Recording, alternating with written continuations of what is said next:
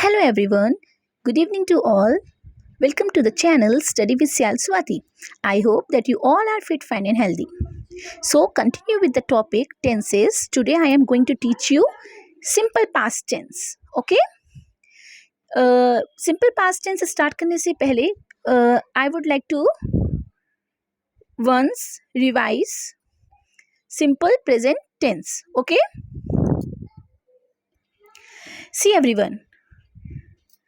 देखिए my dear students, कल मैंने आपको क्या कराया था, क्या समझाया था? कल मैंने आपको सिंपल प्रेजेंट टेंस एक्सप्लेन किया था, है ना? ठीक है, तो देखो मेरी एक बात ध्यान से सब बच्चे समझेंगे कि सिंपल प्रेजेंट टेंस में कल मैंने आपको बताया था कि जो इसका रूल होता है वो हमें अपने माइंड में रखना है.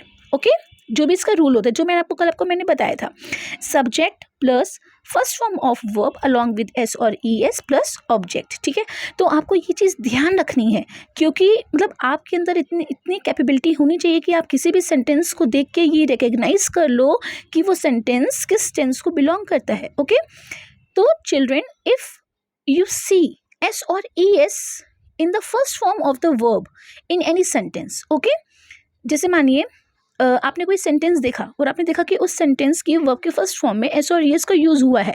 It means what? That the sentence belongs to simple present tense. Okay, remember my words. और अगर आपने देखा कि वर्ब के फर्स्ट फॉर्म में एस और ई एस अप्लाई नहीं हुआ है, only first form of verb is written, then also children the sentence belongs to simple present tense.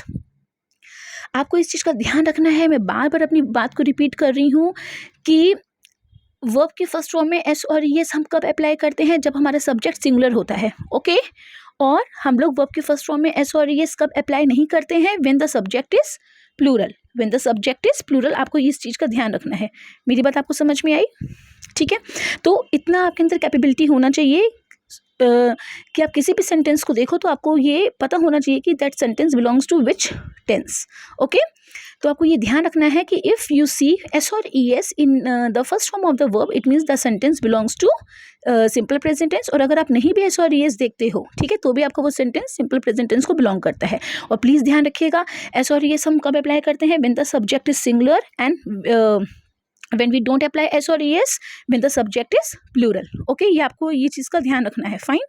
और मैंने जो आपको यहाँ पे कल डू और डज का यूज़ बताया था, ये भी आपको ध्यान रखना है चिल्ड्रेन, कि that if the subject is singular. Okay, देखो अगर आपका सब्जेक्ट सिंगुलर है ना, आप देखते हो कि the sentence belongs to simple present tense. Okay, but if the subject is singular और आपको उसका नेगेटिव या इंट्रोगेटिव सेंटेंस फॉर्म करना है. ओके, जैसा कि हम जानते हैं कि सिंपल प्रेजेंट टेंस में we are not having any helping verbs. Okay, fine. तो नेगेटिव सेंटेंसेस और इंट्रोगेटिव सेंटेंसेस बनाने के लिए हमारे पास हेल्पिंग वर्ब्स का होना बहुत नेसेसरी है.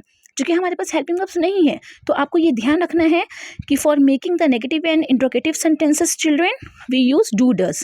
डज हम यूज करते हैं when the subject is singular and do हम यूज करते हैं when the subject is plural. Remember my words. Okay, now come to simple past tense.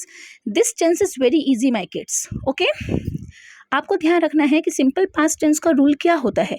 Subject plus verb की second form plus object. Means जो main आपको focus है वो आपको करना है अपने वर्ब की सेकंड फॉर्म में. इतना आपको क्लियर होना चाहिए कि if you see second form of verb in any sentence, it means the sentence belongs to simple past tense.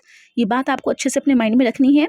ठीक है, कि if you see second form of verb in any sentence, अगर आपको दिख रहा है कि किसी सेंटेंस में सेकंड फॉर्म यूज हुई है, it means the sentence belongs to simple past tense. Like my mother cooked tasty food. Okay, you all can see cooked here. Cooked is second form of verb. What is my mother? My mother is subject. Cooked is second form. Tasty food is your object. Got my words? देखिए, आपको इतना quick learn करना है और आपको इतना smartly things को अपने माइंड में रखना है कि whenever you see any sentence, okay, whenever you see any sentence, you should be able to recognize the tense of the given sentence. Okay, तो अगर आप देखते हो कि सेकेंड फॉर्म है, oh it's definitely simple past tense like this. Okay, now children, now you can see subject plus verb की second form plus object. This is affirmative, means when we frame simple sentence, my mother cooked tasty food.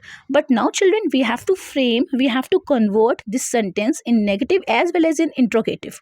Okay, we have to convert this sentence in negative form as well as in interrogative form. So children, you have to remember, whenever the second form of the verb is given, which helping verb we use? Did. Which helping verb we use? Did. Okay. So my mother did not cook. Remember, हम जब did का use करते हैं तो second form नहीं आती है, we use first form. We use first form. My mother did not cook tasty food. Okay.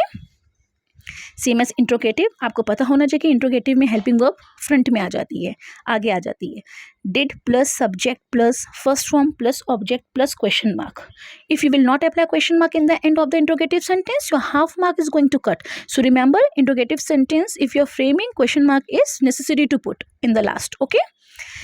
Did my mother cook tasty food? See, simple past tense is very easy to understand. आपको बस ये ध्यान रखना है कि whenever you see second form of the verb in any sentence, it means the sentence belongs to simple past tense. Okay, the sentence belongs to simple past tense. और अगर आपको कोई भी ऐसा सेंटेंस जिसमें सेकेंड फॉर्म यूज हुई है उसका नेगेटिव या इंट्रोगेटिव बनाने को बोला जाए तो please remember my kids, second form है तो इट मीन्स सिंपल पास्ट, जिसके लिए आपको कौन सी हेल्पिंग वर्ब का यूज़ करना होता है? डिड. ओके, ये ध्यान रखिएगा, डिड. तो आप जब डिड का यूज़ करते हो तो आप साथ में वो सेकेंड फॉर्म का यूज़ नहीं करते हो, आपकी सेकेंड फॉर्म फर्स्ट फॉर्म बन जाती है.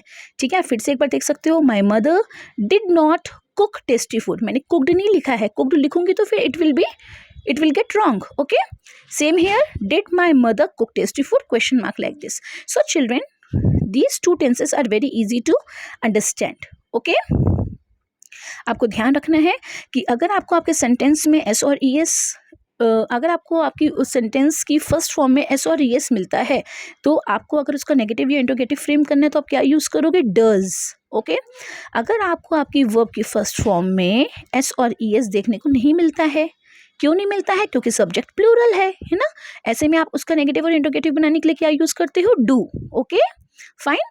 और सेम एज चिल्ड्रेन, अगर आपको आपकी सेंटेंस में सेकंड फॉर्म देखने को मिलती है, second form, it means the sentence belongs to simple past tense, तो उसका नेगेटिव और इंट्रोगेटिव बनाने के लिए आप डिड का यूज़ करते हो. किसका यूज़ करते हो? डिड का. फाइन. सो चिल्ड्रेन, अगर आपके कोई डाउट्स हैं, कुछ आपको प्रॉब्लम हो रही है समझने में, या अगर आपको सजेशंस मुझे देना चाहते हो तो आप मुझे कमेंट बॉक्स पे मेंशन कर सकते हो, आप कमेंट कर सकते हो. I will reply. Okay, your questions, your queries I will solve. Fine. And tomorrow children we will understand simple future tense. Okay, अभी मैं इसलिए जल्दी में नहीं आपको इतना करा रही हूँ क्योंकि it will get hectic for you to understand, तो इसलिए हम थोड़ा समझेंगे और अच्छे से अंडरस्टैंड करेंगे. ठीक है, तो कल मैं आपको क्या समझाऊंगी? Simple future tense, and this is also very easy. Okay, till then take care everyone, respect your elders, okay, and respect your parents also. Okay, bye everyone.